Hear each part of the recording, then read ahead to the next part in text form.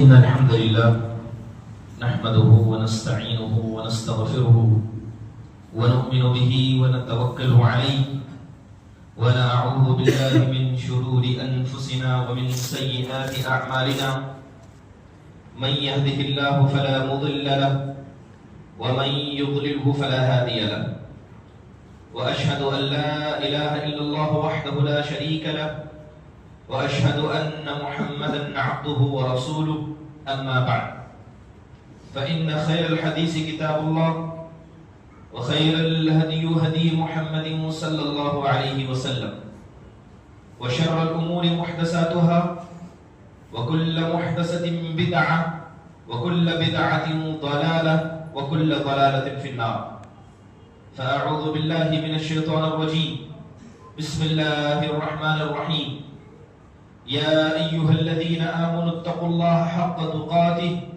ولا تموتن إلا وأنتم مسلمون يا أيها الناس اتقوا ربكم الذي خلقكم من نفس واحدة وخلق منها زوجها وبث منهما رجالا كثيرا ونساء واتقوا الله الذي تساءلون به والأرحام إن الله كان عليكم رقيبا يا أيها الذين آمنوا اتقوا الله وقولوا قولا سديدا يصلح لكم أعمالكم ويغفر لكم ذنوبكم ومن يطع الله ورسوله فقد فاز فوزا عظيما وقال الله سبحانه وتعالى يا أيها الذين آمنوا اجتنبوا كثيرا من الظن إن بعض الظن إثم ولا تجسسوا ولا يغتب بعضكم بعضا تمام قسم کی حمد و ثنا بڑائی کبریائی تعریف و توصیف اس اللہ وحدہ لا شریک کے لیے لائق و زیبا ہے جس نے ساری کائنات کو عدم سے وجود بخشا. درود نازل ہو تمام انبیاء علیہم السلام پر جنہیں اللہ سبحانہ و تعالیٰ نے اپنی اپنی قوموں تک ہادی و رہبر بنا کر بھیجا. خصوصاً ہمارے اور آپ کے آخر نبی جناب محمد رسول اللہ صلی اللہ علیہ وسلم کے ذات گرامی پر جنہیں اللہ سبحانہ و تعالیٰ نے ایک ایسی شریعت سے نوازا جو شریعت رات کی تاریکی میں بھی دن کی طرح واضح اور روشن ہے. محترم حاضرین، میں نے خطبہ مسنونہ کے بعد آیت کریمہ پڑھی. اللہ سبحانہ و تعالیٰ ارشاد فرماتے یا ایھا الذین آمنوا اجتنبوا کثیرا من الظن، کہ ایمان والو تم اکثر گمان کرنے سے بچو، اس لیے کہ بعض گمان یہ گناہ ہوتے ہیں. تم جاسوسی نہ کرو، نہ تم میں کا کوئی آدمی کسی دوسرے کی غیبت کرے. یہ آیت کریمہ قرآن مجید کی ان آیات میں شمار کی جاتی ہے جس کے اندر اللہ سبحانہ و تعالیٰ نے اخلاق کے ایک اہم پہلو کا ذکر کیا ہے. اخلاق یہ کیا ہے اور کس طریقے سے ایک مسلمان کو اخلاق کو اپنانا چاہیے، یہ کچھ ایسی بنیادی معلومات ہیں جس کا جاننا اور جس کا علم رکھنا ہر مسلمان کے لیے ضروری ہے. بات اگر اخلاق کی جائے تو مسلمان ہوتا کون ہے؟ مسلمان وہ ہوتا ہے جو اس اپنے جسم کے ساتھ اپنے دل کو بھی پاک رکھے. جمعہ کا دن ہوتا ہے، بہت سارے لوگ غسل کر کے آتے ہیں، اپنے اچھے لباس کو پہن کر آتے ہیں، ظاہری شکل و شباہت کو بہتر بناتے ہیں. یہ اعلیٰ مسلمان ہے. اعلیٰ مسلمان وہ ہے جو اپنے دل کو بھی پاک صاف کر کے آئے. اس لیے کہ مسلمان ہونے کا مطلب صرف جسم کا نام نہیں ہے. ایک مسلمان کی شخصیت اس کے جسم اور اس کے روح کے ملنے کی وجہ سے مکمل ہوتی ہے. لہذا اس لیے آپ دیکھیں کہ ہمیشہ اسلام نے اخلاق کی طرف تب بھی ابھارا تو ہمیشہ اسلام کا حوالہ دیا. دوسری اہم بات، اخلاق کیوں ضروری ہے؟ اخلاق کس لیے ضروری ہے کہ اگر ہم قرآن پڑھیں، حدیث پڑھیں تو ایک بڑا گہرا ربط اللہ نے عقیدے کا اخلاق سے جوڑ کر رکھا ہے کہ اگر کسی آدمی کا عقیدہ اللہ پر موجود ہے، اس کے رسول کے حوالے سے مضبوط ہے، آخرت کے دن کے حوالے سے مضبوط ہے، تو اس کا اثر اس کے اخلاق پر پڑے گا. اگر اس کا عقیدہ مضبوط نہیں ہے تو اس کے اخلاق بھی کمزور ہوں گے. اس لیے بعض علماء کہتے ہیں کہ اگر کوئی آدمی عقیدے میں مضبوط ہو اخلاق میں کمزور ہو تو اس کی مثال ایسے ہی ہے کہ درخت تو بڑا خوبصورت ہے مگر وہ بانجھ درخت ہے، اس درخت میں پھل نہیں لگتے ہیں، دیکھنے میں اچھا ہے مگر استعمال کے اور فائدے کے قابل نہیں۔ تو یہ مثال اس آدمی کی ہے جس کا عقیدہ تو اچھا ہے مگر وہ آدمی اخلاق سے خالی ہے۔ محترم حاضرین، اللہ سبحانہ و تعالیٰ نے تمام مسلمانوں کو ایک صف میں، ایک دیوار میں جوڑ کر رکھا ہے کہ ہم سب صفوں کی طرح آپس میں مل کر رہیں گے، ہم دیوار کی طرح مضبوط رہیں گے، اور یہ اسی وقت ہو سکتا ہے جب سب اسلامی اخلاق کو اپنانے والے بن جائیں۔ صرف عقیدے کی بنیاد پر اتحاد تو پیدا ہو سکتا ہے مگر محبت اخلاق کی بنیاد پر پیدا ہوتی ہے۔ اس کے علاوہ آپ دیکھیں کہ بات جب بھی اخلاق کی کریں، اسلام نے اخلاق کا جو ثواب بیان کیا ہے وہ بہت سارے اعمال کا بھی نہیں ہے۔ مثال کے طور پر اللہ کے نبی صلی اللہ علیہ وسلم نے کہا کہ اثقل شیء فی میزان المؤمن، کہ قیامت کے دن ایک مومن کے میزان میں، ترازو میں سب سے زیادہ بھاری اس کے اخلاق ہوں گے، نہ اس کا عقیدہ ہوگا، نہ اس کی نمازیں اور روزہ ہوں گی، مگر وہ اخلاق جسے اس نے اللہ کے ساتھ، اللہ کے بندوں کے ساتھ اپنایا ہوگا، یہ اس کے میزان میں سب سے زیادہ بھاری ہوں گے۔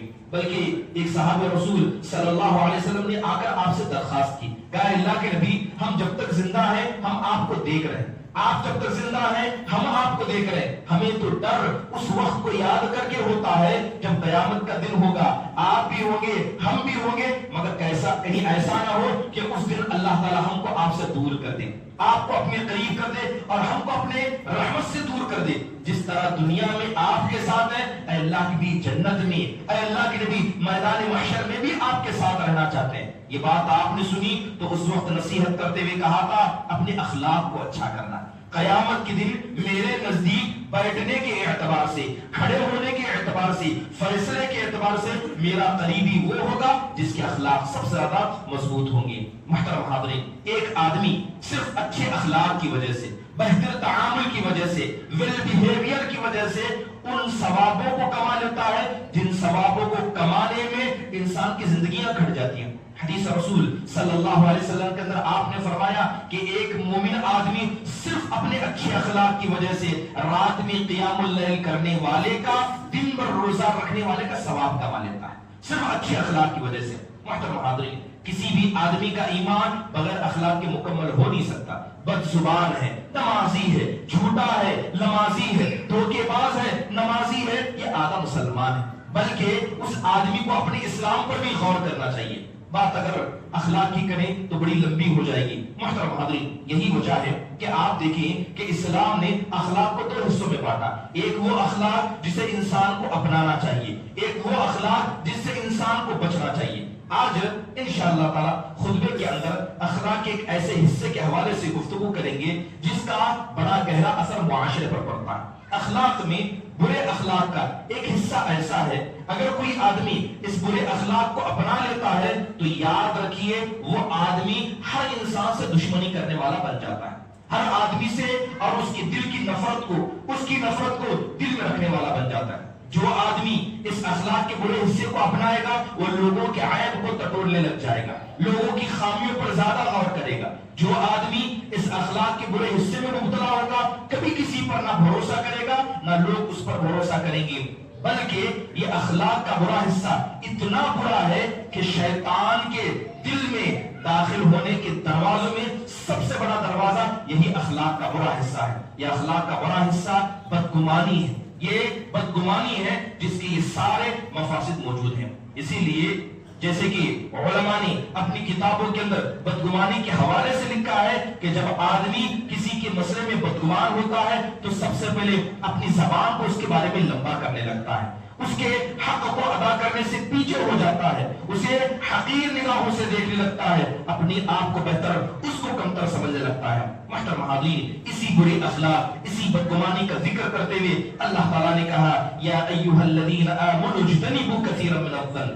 کہ ایمان والو گمان کرنے سے بچو، اس لیے کہ بعض گمان یہ بدگمانی ہو جاتے ہیں، یہ بعض گمان انسان کو گناہ کی طرف لے جاتے ہیں۔ محترم حاضرین، بدگمانی کہتے کسے؟ علماء نے بدگمانی کی تعریف کرتے ہوئے کہا کہ انسان کو کسی چیز کا علم ہو جائے مگر یقین نہ ہو، پتا ہے کہ ہوا ہے، لیکن کیا ہوا ہے، کیسے ہوا ہے، حقیقت نہیں پتا. صرف علم کی بنیاد پر انسان دل میں اسے یقین کی جگہ دے، ہاں ایسا ہی ہوا ہے، اب اس کے بعد اپنے دل میں اس چیز کو رکھ لے. تو اسے علماء نے بدگمانی کہا. بدگمانی کی ایک دوسری تعریف علماء نے بیان کرتے ہوئے کہا ہے کہ ایک آدمی ایسا ہے جس کے بارے میں دونوں رائے قائم کی جا سکتی ہے. اس کے بارے میں اچھا بھی سوچا جا سکتا ہے، برا بھی سوچا جا سکتا ہے. اچھا چھوڑ کر آپ برا سوچنے لگ جائے، اس کو اسلام نے بدگمانی کہا ہے. محترم حاضرین، بدگمانی یہ کبائر میں سے ہے، یہ کبیرہ گناہ ہے، یہ معمولی گناہ نہیں ہے. جس طرح سود کھانا کبیرہ گناہ ہے، زنا کرنا کبیرہ گناہ ہے، جھوٹ بولنا کبیرہ گناہ ہے، اسی طرح کسی پاک باز مسلمان کے حوالے سے دل میں بدگمانی رکھنا یہ کبائر میں سے ہے. اسی لیے ابن حجر عسقلانی رحمہ اللہ نے اپنی کتاب کے اندر 31 نمبر پر اسی بدگمانی کو کبیرہ گناہ میں شمار کیا ہے. آئیے جب ہم قرآن کا حوالہ کرتے ہیں، قرآن دیکھتے ہیں تو اللہ سبحانہ و تعالیٰ نے اس بدگمانی کا ذکر کیا. قرآن میں اللہ کہتا ہے ان الذین جاءوا بالافک عصبۃ منکم لا تحسبوه شرا لکم بل هو خیر لکم. اللہ کہتا ہے کہ جن لوگوں نے یہ جھوٹا قصہ گھڑا یہ تم میں ہی سی جماعت تھی، یہ کوئی غیر نہیں تھے، تم میں سے تھے. لا تحسبوه شر لکم، اے ایمان والو اسے اپنے لیے برا نہ سمجھو بلکہ یہ تمہارے لیے بہتر ہے، یہ تمہارے لیے اچھا ہے. یہ سورہ نور کی آیت کریمہ ہے. یہ آیت کریمہ اس وقت نازل ہوئی جب حضرت عائشہ رضی اللہ عنہا پر الزام لگایا گیا. منافقوں نے اپنی زبان کو لمبا کیا، 40 دن گزر گئے، مہینہ گزر گیا، کوئی وحی نازل نہیں ہوئی. اللہ کے نبی صلی اللہ علیہ وسلم ایک انسان تھے، غیب دان نہیں تھے. آپ کو نہیں پتا کہ کیا ہوا ہے. آپ علیہ الصلوۃ والسلام بھی پریشان تھے، یہاں تک کہ آپ نے حضرت عائشہ کے مسئلے میں لوگوں سے مشورہ بھی کیا. کہیں اپنی گھر کی خادمہ حضرت بریرہ سے مشورہ کیا، کبھی اپنے پیارے اسامہ بن زید سے مشورہ کیا، کبھی اپنے داماد حضرت علی سے مشورہ کیا کہ حضرت عائشہ کے ساتھ کیا مسئلہ کیا جائے. اللہ کے نبی کو پتا نہیں تھا. جب لمبا وقت گزر گیا تو اللہ سبحانہ و تعالیٰ نے قرآن میں 10 آیتیں حضرت عائشہ کی شان میں اور آپ کی پاکی میں نازل کر دی. جب یہ آیتیں اتری حضرت عائشہ رضی اللہ عنہا رونے لگی اور کہنے لگی کہ مجھے لگتا تھا کہ میں پاک ہوں، یہ میں جانتی ہوں، میرا رب جانتا ہے. مجھے امید تھی کہ اللہ نبی کریم صلی اللہ علیہ وسلم کو خواب دکھا دے گا اور آپ کو بتا دے گا کہ میں پاک ہوں، لیکن میری جیسی حقیر مخلوق کے بارے میں اللہ نے کہا، اللہ نے 10 آیتیں بیان کی. یہ اللہ کا فضل ہے، اس میں میرا کوئی مقام نہیں. یہ 10 آیتیں حضرت عائشہ کے بارے میں اتری. محترم حاضرین، جیسے ہی یہ الزام ہوا، یہ آیتیں اتری، اللہ نے ایک پیغام ایمان والوں کو دیا. پیغام کیا تھا؟ اللہ کہتا ہے لولا اذ سمعتموه ظن المؤمنون والمؤمنات بانفسهم خيرا وقالوا هذا افك مبين. اللہ کہتا ہے کہ جب تم نے اس جھوٹی بات کو سنا تم نے ایسا کیوں نہیں کیا؟ اے ایمان لانے والے مردوں، اے ایمان لانے والی عورتوں، تم نے ایسا کیوں نہیں کیا کہ جس طرح تم اپنے نفس کے بارے میں ہمیشہ اچھا سوچتے ہو تم ام المؤمنین کے بارے میں اچھا سوچتے، تم اپنے نفس کو پاک سمجھتے، تم انہیں بھی پاک سمجھتے. وقالوا هذا افك مبين، اور اپنی زبان سے صاف کہتے یہ تو جھوٹا الزام ہے. یہ آیت کریمہ بہت ساری باتیں ہمیں بتاتی ہے. پہلی بات یہ پتہ چلتی ہے کہ جب بھی انسان کسی جھوٹی خبر کو سوچے، خبر چاہے سچی ہو یا جھوٹی ہو، لیکن کسی ایک ایمان والے کے بارے میں آپ کو خبر پہنچی ہے، آپ کا ایمان کا تقاضا آپ اسے جھوٹ سمجھیں. آپ کے دل میں ایمان ہے، سامنے والا مومن ہے، اس کے بارے میں آپ نے خبر سنی، سچی ہو یا جھوٹی ہو لیکن غلط ہے یعنی بری خبر ہے، آپ کا اسے جھٹلانا واجب ہے. دوسری اہم بات، جتنے بھی ایمان والے ہیں سب کو آپ صاف ستھرا سمجھے، سب کو ایمان والا سمجھے، سب کو اچھا سمجھے، یہ مسلمان کی ذمہ داری. دوسری اہم بات، یہ آیت ہمیں بتاتی ہے کہ جب خبریں ہوا میں اڑتی ہیں، جب خبریں لوگوں کے کانوں پر، زبانوں پر تیر کرنے لگتی ہیں تو ایک ایمان والے کے لیے چاہیے کہ ہر اڑتی خبر کو سب سے پہلا وہ جھوٹ سمجھے. اگر اس خبر کو سنے گا، صحیح سمجھے گا، دوسروں تک پھیلائے گا تو جو لوگ اس خبر کو سب سے پہلے پھیلانے والے میں تھے جتنا گناہ ان کو ملا تھا اللہ تعالیٰ ہر اس آدمی کو اسی گناہ میں شامل کرے گا جو ہر اڑتی خبر پر یقین کرے گا. اس لیے اللہ کے نبی نے دوسری حدیث میں فرمایا کفا بالمرء کذبا ان يحدث بكل ما سمع، کہ ایک انسان کے جھوٹا ہونے کے لیے یہی کافی ہے کہ جو بھی سنے اسے سچ سمجھے اور اور لوگوں کے سامنے بیان کرنے لگ جائے. محترم حاضرین، تو اس آیت میں اللہ نے پیغام دیا کہ حضرت عائشہ کے بارے میں جو منافقوں نے بدگمانی باندھی، یہاں تک کہ بعض صحابہ بھی اس میں شامل ہو گئے، کچھ لوگوں نے اس بدگمانی کو دل میں رکھا، زبان پر نہیں لائے. اللہ نے سب کو نصیحت کرتے ہوئے کہا کہ جس طرح اپنے نفس کو تم نے پاک سمجھا، کیوں ایسا تم نے نہیں کیا کہ جناب محمد رسول اللہ صلی اللہ علیہ وسلم کی بیوی کو بھی تم نے پاک سمجھا. محترم حاضرین، قرآن میں ایک دوسری جگہ اللہ تعالیٰ نے بدگمانی کا ایک سزا کا ذکر کیا. اللہ کہتا ہے وَمَا كُنْتُمْ تَسْتَطِيعُونَ أَن يَشْهَدَ عَلَيْكُمْ سَمْعُكُمْ وَلَا أَبْصَارُكُمْ وَلَا جُلُودُكُمْ وَلَكِنْ ظَنَنْتُمْ أَنَّ اللَّهَ لَا يَعْلَمُ كَثِيرًا مِمَّا تَعْمَلُونَ. اللہ تعالیٰ کہتا ہے کہ تمہیں اس بات کا یقین نہیں تھا، تم اس بات پر ایمان نہیں رکھتے تھے کہ تمہارے کان، تمہاری آنکھ، تمہارے چمڑے یہ تمہارے خلاف قیامت کے دن گواہی دیں گے. وَلَكِنْ ظَنَنْتُمْ، مگر اے کافر ہو تم نے یہ بدگمانی باندھی کہ ہم جو کر رہے ہیں وہ اللہ سبحانہ و تعالیٰ نہیں چاہتا. وَذَلِكَ ظَنُّكُمُ الَّذِي ظَنَنْتُمْ بِرَبِّكُمْ، اے کافر ہو یہ تمہاری وہ بری بدگمانی تھی جسے تم نے اللہ کے ساتھ باندھا. ارداکم، اللہ نے تمہیں ہلاک کیا. فَأَصْبَحْتُمْ مِنَ الْخَاسِرِينَ، لہذا تم نقصان اٹھانے والوں میں سو گئے.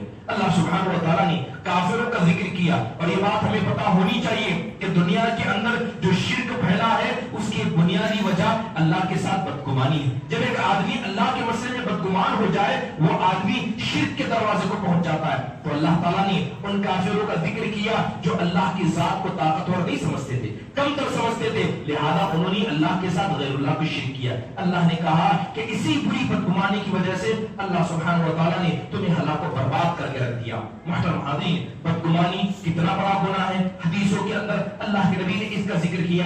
آپ نے کہا ایاکم والظن فإن الظن اکذب الحدیث، کہ تم بدگمانی سے بچو، اس لیے کہ بدگمانی سے بڑھ کر اور کوئی جھوٹی بات نہیں ہوتی. جتنا جھوٹ انسان اپنی زبان سے کہہ سکتا ہے اس میں سب سے بڑا جھوٹ یہ دل کی بدگمانی ہے. وہ اس لیے ہے کہ آپ نے کسی کے بارے میں سنا، آپ کو یقین نہیں ہے، مگر اس کے ظاہر کو دیکھ کر آپ اسے الٹا سمجھے، اس کے بارے میں غلط تصور پیدا کرے، تو یہ واقع جو حاضر ہے، جو سامنے ہے، اس کے خلاف سمجھنا یہ سب سے بڑا جھوٹ ہے. محترم حاضرین، ضروری ہے کہ انسان ہمیشہ کیا کرے، اپنے دل کو پاک و صاف رکھے، اور خاص کر بدگمانی سے. یہ اتنا بڑا مرد ہے، صحابہ اکرام ہو یا تابعین ہو، ہمیشہ یہ کوشش کیا کرتے تھے کہ گناہ ہو تو ہو لیکن ایسے گناہ سے ہم بچے جو گناہ ہمارے ایمان کو خراب کر دیں گے، جو گناہ ہمارے دل کو خراب کر دیں گے.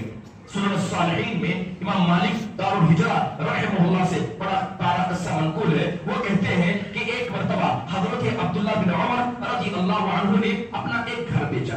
حضرت عبداللہ بن عمر نے اپنا گھر بیچا. جو دو لوگ گھر خریدنے آئے تھے، جیسے ہی وہ حضرت ابن عمر کے گھر آئے، حضرت ابن عمر جا کر بالکل گھر کے دروازے کے سامنے بیٹھ گئے اور لوگوں سے کہا کہ دیکھو گھر کی شروعات یہاں ہے، ختم ہے، یہ سامان آپ کو لینا، یہ سامان آپ کو نہیں لینا. لہذا بات کی وضاحت کر دی. فجر کے بعد کا وقت تھا، تجارت کر رہے تھے. اب وہ دونوں نوجوان جاتے ہیں، گھر کو ٹٹولتے ہیں. حضرت ابن عمر گھر کے دروازے کے سامنے بیٹھے تھے. جیسے ہی سورج ہوگا، سورج کی روشنی حضرت عبداللہ بن عمر کے چہرے پر پڑنے لگی. ان دونوں نوجوانوں نے جو تابعی تھے حضرت ابن عمر سے کہا کہ آپ آ کر سائے میں بیٹھ جائیے، جتنا آپ نے بتایا ہے اتنا ہی ہم لیں گے، اس سے زیادہ ایک چیز نہ ہم لیں گے، نہ کسی چیز کے معاملے کو غلط معاملہ کریں گے. آپ ہم سے کیا ہے مطمئن رہیے. حضرت عبداللہ بن عمر کہتے ہیں کہ سورج میں بیٹھ جاؤ، روشنی آنکھ میں لگے، یہ مجھے منظور ہے کہ میں دروازے سے دور چلے جاؤں اور شیطان لا کر میرے دل میں تمہاری بدگمانی ڈال دے. شیطان کہے کہ دیکھو ہو سکتا ہے انہوں نے کچھ لیا،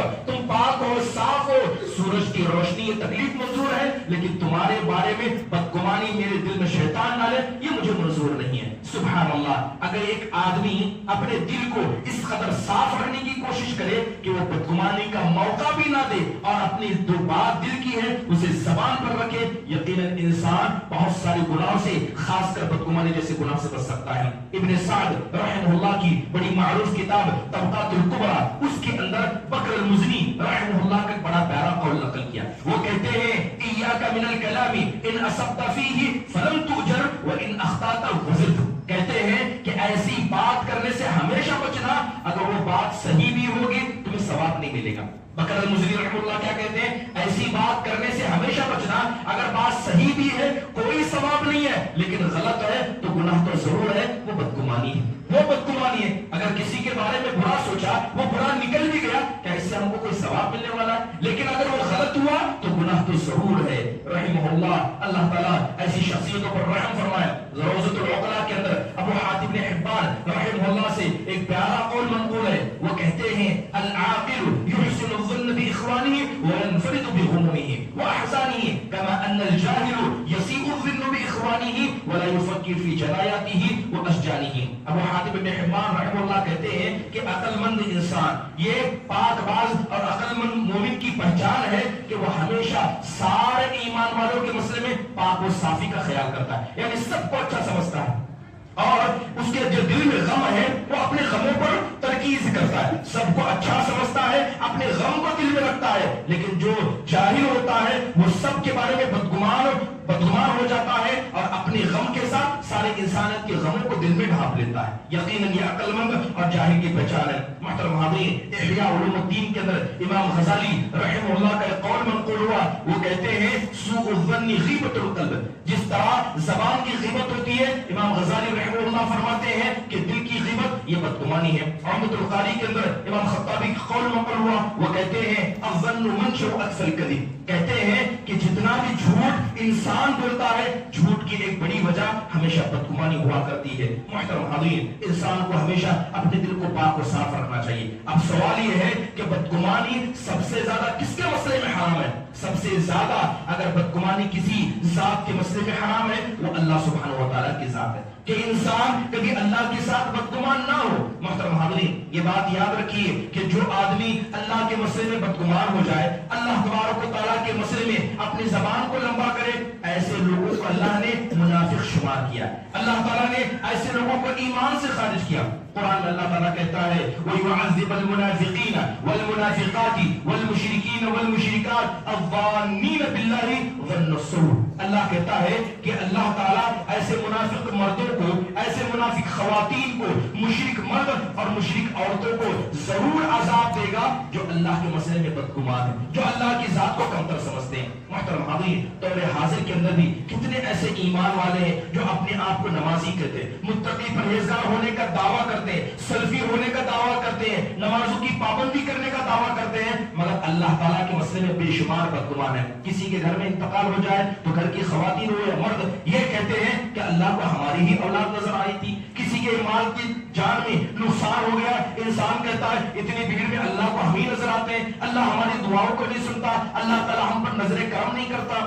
یاد رکھیے, جو بھی آدمی اللہ کے مسئلے میں نا امیدی کا شکار ہو جائے, نا امیدی کفر ہے, اور اگر بدگمانی کا شکار ہو جائے یہ کبیرہ گناہوں میں سے سب سے بڑا وہ آدمی مجرم ہے جو اللہ کی ذات کے مسئلے میں بدگمان ہو جائے. ابن ابی دنیا رحمہ اللہ نے بڑا پیارا قصہ دخل کیا. عبداللہ بن مبارک رحمہ اللہ علیہ جو محدثین کے سردار تھے, یہ حج کے سفر پر تھے. انہوں نے اپنے استاد کو عرفہ کے دن دیکھا کہ سفیان الثوری رحمہ اللہ علیہ, عرفہ کا دن تھا, اپنے گھٹنے کو زمین پر گاڑے, یعنی گھٹنوں کے بل بیٹھ کر ہاتھ اٹھا کر اللہ سے دعا کر رہے. اس طرح گڑگڑا کر حضرت سفیان الثوری رحمہ اللہ رو رہے تھے کہ جیسے ہی ابن مبارک عبداللہ بن مبارک رحمہ اللہ نے دیکھا تو ان سے رہا نہ گیا.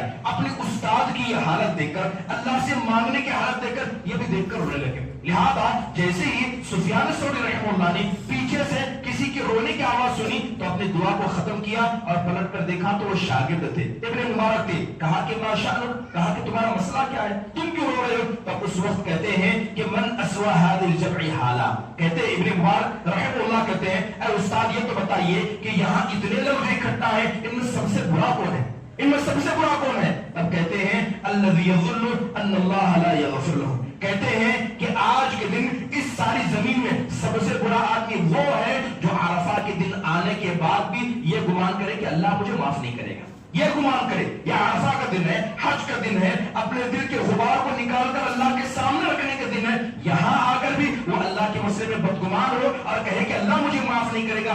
سب سے بری حالت اس کی ہے. محترم حاضرین, ضروری ہے کہ اللہ تعالیٰ کے مسئلے میں ہمیشہ اپنے دل کو انسان صاف ستھرا رکھے. اللہ تعالیٰ کے مسئلے میں کبھی بدگمان نہ ہو. کسی کو رزق ملے, کسی کو رزق نہ ملے, کسی کو اللہ اولاد دے, کسی کو اللہ باج رکھے, کسی کو اللہ زندگی بھر مصیبتوں میں ڈالے، کبھی مال کی مصیبت، کبھی اولاد کی مصیبت، کبھی بیماریوں کی مصیبت، ہر حال میں مومن کا کردار کیا ہوتا ہے؟ مومن کو خوشی پہنچتی ہے، شکر کرتا ہے، تکلیف پہنچتی ہے وہ صبر کرتا ہے۔ جو آدمی اپنی زبان سے اللہ کے مسئلے میں بدگمانی کا شکار ہو جائے، یقیناً ایسا آدمی حرام کاموں کو انجام دیتا ہے۔ محترم حاضرین، جب ایک آدمی اللہ کے مسئلے میں بدگمان ہو جاتا ہے تو شیطان کیا کرتا ہے؟ اسے کفر کے اور نزدیک لے جاتا ہے، لے جا کر جناب محمد رسول اللہ صلی اللہ علیہ وسلم کے بارے میں بدگمانی پیدا کرتا ہے۔ جب اللہ میری دعاؤں کو نہیں سنتا تو نبی صلی اللہ علیہ وسلم کے حدیثوں پر عمل کرنے کا کیا فائدہ؟ نماز پڑھنے کا کیا فائدہ؟ کتنے ایسے لوگوں کو یہ کہتا سنا گیا کہ ہم ایک وقت کی نماز نہیں چھوڑتے۔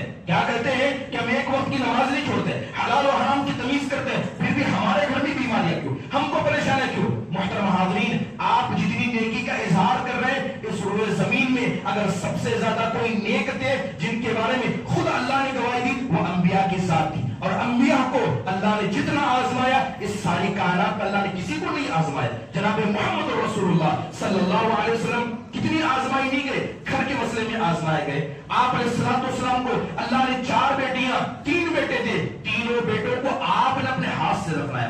اپنی 3 جوان بیٹیوں کو، اپنے نوازوں کو آپ صلی اللہ علیہ وسلم نے اپنے ہاتھ سے دفنایا۔ وہ والدین جن کے بچے ہیں، کبھی تصور کر کے دیکھیں آپ کے بچے جوان ہو جائے، آپ کی بیٹیوں کی شادی ہو جائے، لے جا کر آپ نے قبر میں دفنائے، وہ تکلیف جناب محمد رسول اللہ صلی اللہ علیہ وسلم نے سہی ہے۔ آپ علیہ السلام کا کوئی سہارا نہیں تھا، مدینہ پہنچے، دوسرے کے سہارے پہنچے۔ یقین جانیے اللہ کے نبی کی ساری زندگی تکلیفوں میں گزری ہے، ان تکلیفوں کا ایک ادنا حصہ بھی ہم تک نہیں پہنچا ہے۔ وہ سب سے نیک تھے۔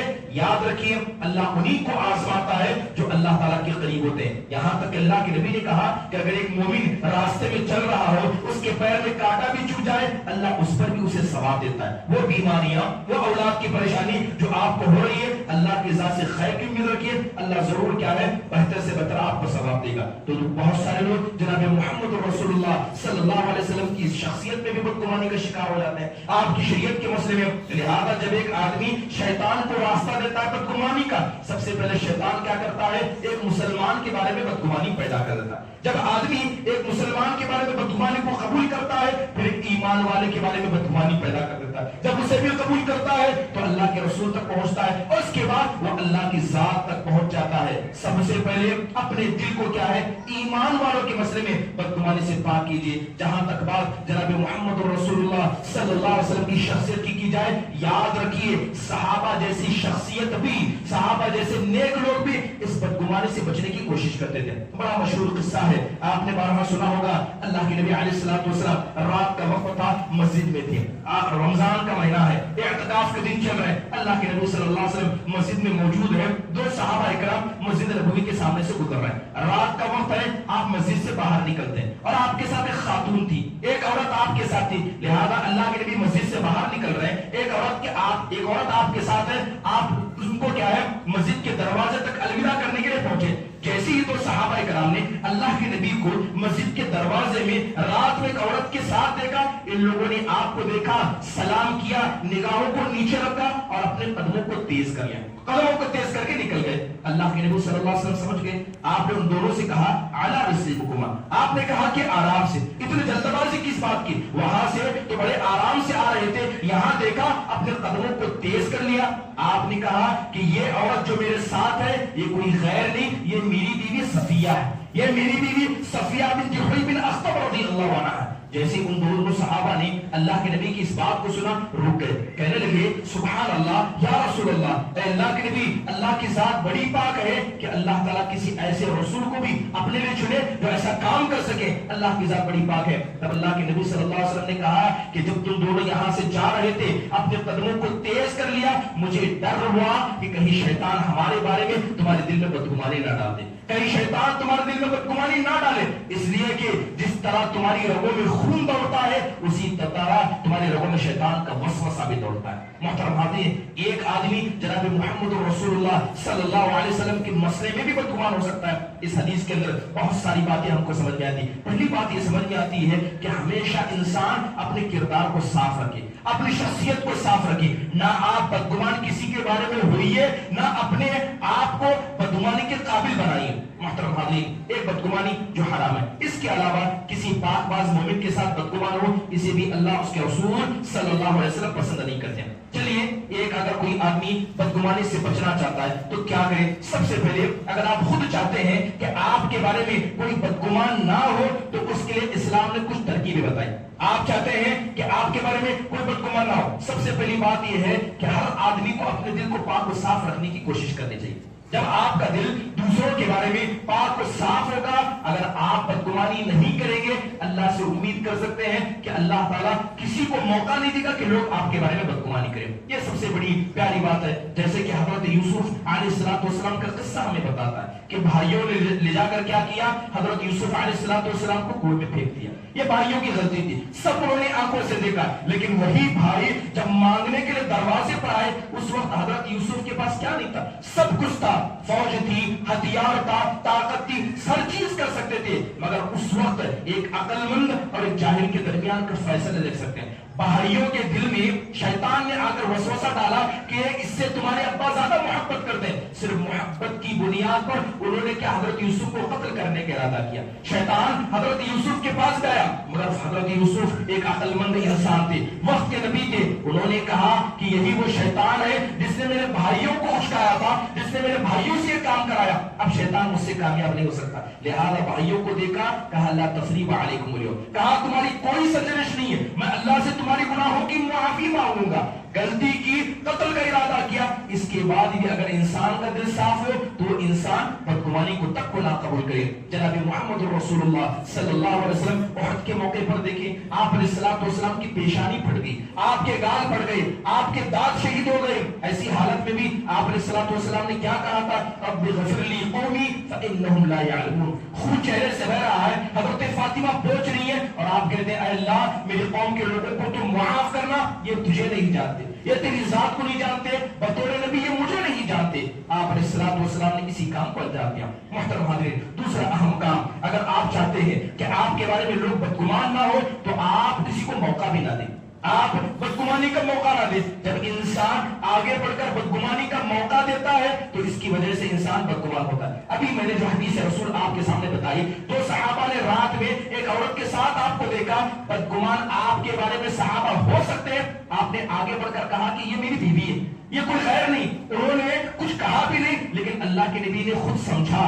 لہذا اگر آپ کے مسئلے میں کوئی بدگمان ہے تو یہ آپ کی ذمہ داری ہے کہ آپ لوگوں کے سامنے جا کر کہیں کہ میں ایسا نہیں ہوں۔ محترم حاضرین، بدگمان انسان کیوں ہوتا ہے؟ جب آپ کے کھانے پینے کے طریقے بتائیں، کیا کہاں سے کما رہے ہیں کسی کو نہیں پتا، کتنا ہے نہیں پتا، گھر کے اندر کیا ہو رہا ہے باہر والوں کو نہیں پتا۔ جب انسان اپنی ہر چیز کو لوگوں سے چھپاتا ہے، لوگ اس کے بارے میں بدگمان ہوتے ہیں۔ ایک مسلمان کا مسئلہ کبھی ذاتی مسئلہ نہیں ہو سکتا، آپ کے گھر کی پریشانی، محلے کی پریشانی، یہ سارے مسلمانوں کی پریشانی ہے۔ لہذا انسان کو اپنی تجارت کو واضح رکھنا چاہیے، اپنے کردار کو واضح رکھنا چاہیے۔ اللہ معاف فرمائے، یہ آج کا دور دو چہرے جینے والوں کا دور ہے۔ ایک چہرہ جو انسان لوگوں کے سامنے دکھاتا ہے، ایک وہ چہرہ جسے انسان اپنے موبائل کے سامنے دکھاتا ہے۔ دو چہرے لوگ رکھتے ہیں، اور یاد رکھیے یہ ڈبل فیس ہونا، دو چہرے ہونا، سفید لباس لوگوں کے سامنے اور کالا دل تنہائی میں، یقیناً یہ چیز انسان کو رسوا کرتی ہے اور یہ دل کی سلامتی کے لیے سب سے بڑی خطرناک چیز ہے۔ اللہ کے نبی صلی اللہ علیہ وسلم نے ہر اس راستے سے صحابہ کو روکا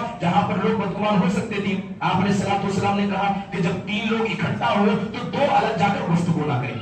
آپ نے کیا کہا؟ اگر تین ساتھ میں کھڑے ہو تو دو الگ ہو کر گفتگو نہ کریں، کیونکہ تیسرے کو اگر چھوڑیں گے تو ہو سکتا ہے کہ وہ آپ کے بارے میں بدگمانی پیدا کرے۔ آپ علیہ السلام نے منع فرمایا۔ اس کے علاوہ ایک مشہور قصہ ہے، اللہ کے نبی علیہ السلام جنگ کے میدان میں تھے، آپ نے نماز کو کھڑا کیا، سارے نماز پڑھنے کے لیے کھڑے تھے، دو صحابہ کو دیکھا کہ وہ نماز نہیں پڑھ رہے، تو آپ علیہ السلام نے کہا کیا ہو گیا، تم نماز کیوں نہیں پڑھتے ہو؟ تو انہوں نے کہا اللہ کے نبی ہم مسافر ہیں، سفر کر کے آئے، ہم نے نماز جمع کر کے پڑھ لی۔ آپ صلی اللہ علیہ وسلم نے کہا کہ جب کسی امام کو دیکھو کہ وہ نماز پڑھ رہا ہے، اگرچہ تم نے پڑھ لی ہے، آ کر امام کے ساتھ شامل ہو جائے، کہیں لوگ یہ نہ سمجھے کہ جماعت کھڑی ہے پھر بھی یہ لوگ نماز کو نہیں پڑھ رہے ہیں۔ آپ نے نماز پڑھی، یہ آپ جانتے ہیں، آپ کا رب جانتا ہے، لیکن جماعت کھڑی ہے، آپ مسجد کے سامنے سے گزر رہے ہیں، لوگوں کی یہاں بات چیت چل رہی ہے، آپ ان کو دیکھ کر نگاہ نیچی کر کے زبان میں پھسپھساتے نکل جائے، یقیناً یہ چیزیں دوسروں کو بدگمانی کا موقع دیتی ہے۔ محترم حاضرین، حضرت عمر بن خطاب کے بارے میں آتا ہے، سیرت ابن ہشام کے اندر یہ واقعہ لکھا ہے،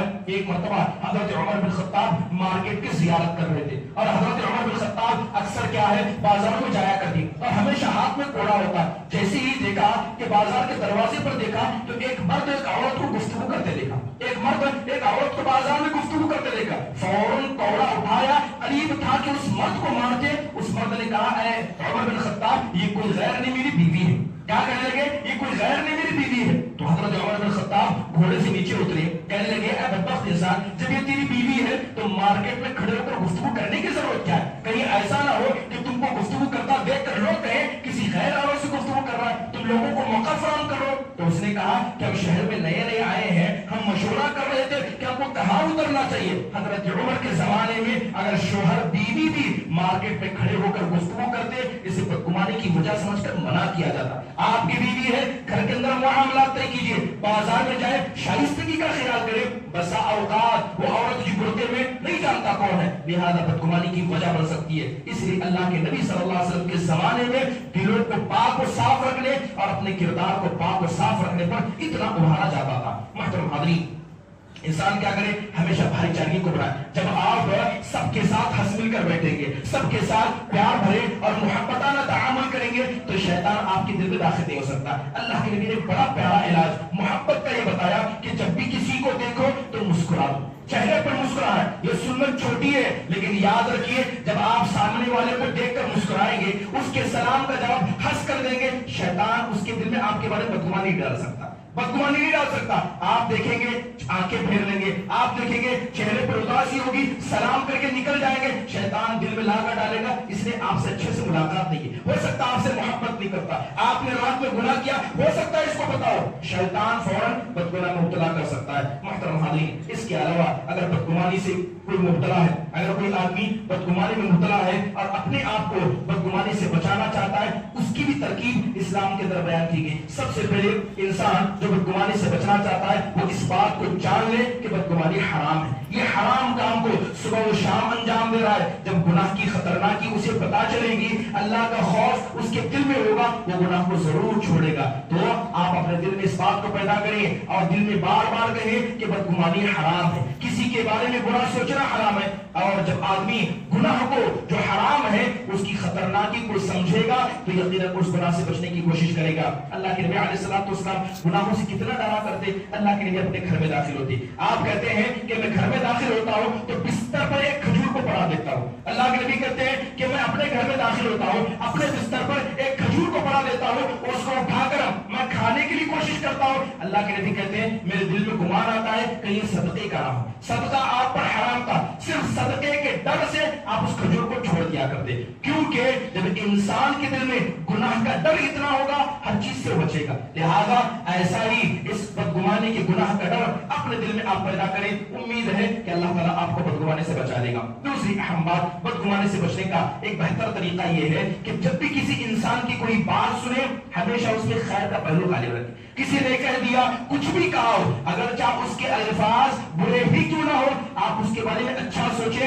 اور اپنے نفس کو ایسی عادت ڈالیں۔ اس لیے حضرت عمر رضی اللہ عنہ کہا کرتے تھے، لا تظنن بکلمۃ خرجت من اخیک شرا وانت تجد لها فی الخیر محملا۔ کہتے ہیں کہ اپنے بھائی سے اگر کوئی بات سن لو اور اس میں تھوڑا بھی اچھائی کا امکان ہے تو کبھی اس بات کو برا نہ ماننا، اچھائی کا تھوڑا بھی امکان ہے، 10% بھی اس بات کے بارے میں اچھا سوچا جا سکتا ہے، اس کو سوچنا، اپنے بھائی کے بارے میں برا نہ سوچنا۔ اگر کوئی آدمی اپنے نفس کے اندر اس عادت کو ڈال لے گا یقیناً وہ آدمی کیا ہے، بدگمانی سے بچ سکتا ہے۔ بدگمانی سے بچنے کا بہترین طریقہ صبر و تحمل پیدا کرنا، صبر کرنا۔ جو آدمی صبر نہیں کرے گا وہ ہر کسی سے بدگمان ہوگا۔ نبی کریم صلی اللہ علیہ وسلم یہ صبر کے پیکر تھے۔ تصور کیجئے آپ کی بیوی جسے آپ سب سے زیادہ چاہتے تھے، آپ محبت کرتے تھے، ان پر الزام لگایا گیا، کتنا اللہ کے نبی نے صبر کیا؟ 1 دن 2 دن 10 20 30 بلکہ 40 دن گزر گئے، آپ نے حضرت عائشہ کو کچھ نہیں کہا، اور منافقوں کو کچھ نہیں کہا، اور صحابہ کو کچھ نہیں کہا جنہوں نے آپ علیہ الصلوۃ والسلام کی بیوی پر الزام لگانے والوں کا ساتھ دیا، کسی کو کچھ نہیں کہا، آپ صبر کرتے رہے۔ یہ بات بڑی عظیم تھی۔ جو آدمی خوددار ہوتا ہے، اپنے گھر والوں کے مسئلے میں غیرت مند ہوتا ہے اور وہ بیوی سب سے پیاری ہو، اس پر الزام عام ہو تو جو صبر کی بات ہوتی ہے وہ سب سے بڑا پیمانہ ہوتا ہے. آپ اپنے اندر صبر پیدا کریں, انشاءاللہ تعالی اللہ ضرور کیا ہے بدگمانی سے بچا لے گا. اس کے علاوہ بدگمانی سے بچنے کا بہترین طریقہ اللہ کی ذات پر بھروسہ کرنا, توکل علی اللہ کرنا. مصیبت آ گئی, کسی نے کچھ کہہ دیا, معاملہ اللہ کے حوالے چھوڑ دیجیے. آپ نے میرے ساتھ ایسا کیا, میں معاملے کو اللہ کے حوالے چھوڑ دیتا. ہر معاملے کو, ہر بات کو جب آپ اللہ کے سپرد کر دیں گے, اللہ تعالیٰ ایسے لوگوں کے لیے کافی ہو جائے گا اور اللہ آپ کے دل کو پاک کر دے گا. سب سے مشہور قصہ, اللہ کے نبی صلی اللہ علیہ وسلم ہجرت کے لیے نکلے. مکہ والے آپ کے اور حضرت ابوبکر کے خون کے پیاسے تھے. آپ غار میں جا کر چھپے ہیں اور مکہ کا ایک قافلہ غار کے دروازے تک پہنچ گیا. وہ غار کے دروازے تک پہنچے, حضرت ابوبکر تھے, کہنے لگے اے اللہ کے نبی, وہ جو غار کے دروازے پر موجود ہیں, اگر ایک بھی صرف اپنے پیروں کی طرف دیکھ لے گا تو ہم کو جان لے گا, ہم کو پا لے گا. تب اللہ کے نبی نے کیا کہا تھا, آپ علیہ الصلوۃ والسلام نے اس وقت کہا تھا ما ظنک باثنین اللہ ثالثہما. کہا ہے ابوبکر یہ ہے مصیبت ہے, موت ہے, سب اپنی جگہ, مگر ان دو کے بارے میں تمہارا کیا کہنا جس کا تیسرا اللہ ہے. اللہ کی ذات پر بھروسہ ہے, اللہ نے چاہا تو پکڑے جائیں گے, اللہ نے نہیں چاہا وہ سامنے دیکھ کر بھی ہم کو پکڑ نہیں پائے. اتنا معاملہ, مگر اللہ کے نبی صلی اللہ علیہ وسلم نے اللہ کے حوالے چھوڑا. ہر مسئلے کو اللہ کے حوالے کر دیا کریں. یقیناً اللہ سبحانہ و تعالیٰ کیا کرتا ہے, بہتر فیصلے کرے گا. انسان کو کیا ہے, اللہ سبحانہ و تعالیٰ بدگمانی سے بچا دے گا. اس سے بڑھ کر کیا ہو سکتا ہے. حضرت یعقوب علیہ السلام صاف پتا تھا کہ بیٹوں نے حضرت یوسف کو مارا, جھوٹا کپڑا لایا. نبی تھے, جانتے تھے کہ بیٹوں نے ہی کچھ کیا ہے, لیکن کیا بیٹوں کو برا بلا کہا نہیں, فوراً اللہ کے حوالے کیا. کہا وَلَا تَيْأَسُ مِن رُوحِ اللَّهِ إِنَّهُ لَا يَيْأَسُ مِن رُوحِ اللَّهِ إِلَّا الْقَوْمُ الْكَافِرُونَ. بیٹوں کو پتا تھا کہ بیٹوں نے حضرت یوسف کو مارا ہے, حضرت یوسف کو یاد کرتے, اور پتا تھا کہ جھوٹا قمیص لائے, سالوں گزر گئے, لیکن پھر بھی کیا کہتے, اللہ تعالیٰ کی رحمت سے مایوس نہیں ہونا. اللہ کی رحمت سے کافر ہی مایوس ہوتے. آخر دم تک امید رکھی کہ میرا بیٹا ملے گا, امید رکھی, اللہ پر بھروسہ جتایا. آخر اللہ تبارک و تعالیٰ نے وہ دن حضرت یوسف کے سامنے لایا. نابینا تھے لیکن سن کر سمجھ گئے کہ حضرت یوسف زندہ ہے. اللہ نے حضرت یوسف کو دکھانے کے لیے آنکھیں لوٹا دی. یہ سب اللہ کے ذات پر بھروسہ کرنے کی وجہ سے ہوا. محترم حاضرین, اللہ کی ذات پر بھروسہ کیا کریں, بدگمانی سے انسان بچ سکتا ہے. آخر میں پیغام یہی ہے کہ بدگمانی کیا ہے, یہ دل کی بیماری ہے, اور جس آدمی کو دل کی بیماری لگ جاتی ہے اس کا دل مردہ ہو جاتا ہے, اور جب دل مردہ ہو جائے اس کے اعمال اسے فائدہ نہیں دیتے. آپ نے کتنی بھی نیک خدمتیں کی ہوں گی, صدقہ و زکات کیا ہوگا, عبادتیں کر کے چہرے پر نشان پڑ گئے ہوں گے, اگر دل بیمار ہے ساری عبادتیں بیکار. دوسری اہم بات, آج زمانے میں جتنا بھی حسد اور حقد پایا جاتا ہے اس کی بڑی وجہ بدگمانی. اور یاد رکھیے, جو آدمی بدگمانی دل میں پیدا کرے گا وہ مسلمانوں کو ضرور تکلیف پہنچائے گا. ایسا ہو نہیں سکتا کہ دوسروں کے بارے میں بدگمانی رکھتا ہو اور تکلیف نہ پہنچائے. اور کسی بھی آدمی کو بغیر حق کے تکلیف پہنچانا یہ اس روئے زمین کے سب سے بڑے حرام کاموں میں سے ایک ہے. اس کے علاوہ بدگمانی کو ہمیشہ دل میں رکھنا یہ منافقوں کی صفت ہے. ایک ایمان والا کبھی یہ کام نہیں کر سکتا. اور آخری بات یہی ہے کہ بدگمانی دھیرے دھیرے کر کے انسان کے دل میں آتی ہے. سب سے پہلے شیطان لا کر دل میں بات کو ڈال دیتا ہے, انسان اس بات کو قبول کر لیتا ہے. شیطان کی پناہ نہیں مانگتا, شیطان سے پناہ نہیں مانگتا ہے. پھر شیطان کیا کرتا ہے, اسے ارادے میں بدل دیتا ہے, پھر ارادہ اقدام میں بدل جاتا ہے. جیسے ہی کوئی بات دل میں آئے فوراً رک جائیں. اور یاد رکھیے کہ ہمیشہ اچھی صفات رکھنا, اچھا سوچنا یہ مومنوں کی صفات ہے. اللہ سبحانہ و تعالیٰ سے دعا ہے کہ اللہ تبارک و تعالیٰ ہمارے دلوں کو پاک اور صاف فرمائے, اور اخلاق کی ایک بری صفت جو بدگمانی ہے اللہ اس سے ہم سب کو بچنے کی توفیق نصیب فرمائے. اللہ ہمارے اعمال کی اصلاح فرمائے, اللہ ہمارے دلوں کی اصلاح فرمائے. اقول قولی هذا واستغفر الله لي ولكم ولسائر المسلمين من كل ذنب فاستغفروه انه هو الغفور الرحيم.